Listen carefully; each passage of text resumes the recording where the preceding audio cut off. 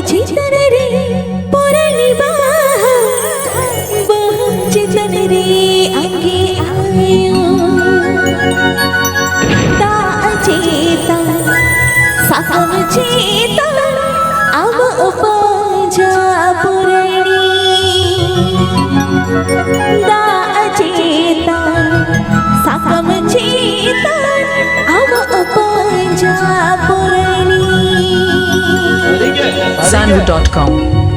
Sanvu.com Sanvu.com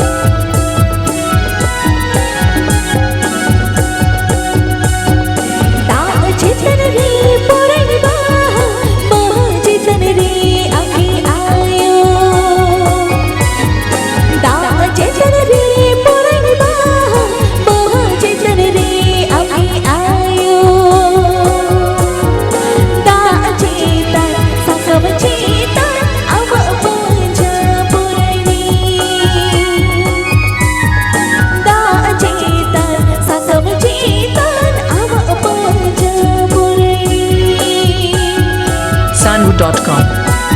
Sanvu.com Sanvu.com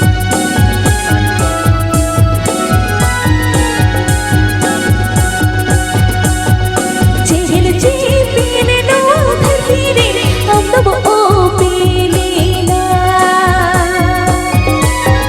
चेहल चेपीन नो धरती रे हम तब ओ पीलीला मनी रूप ते अब जनमे नो धरती पुरे रे मनी रूप ते अब जनमे नो धरती पुरे रे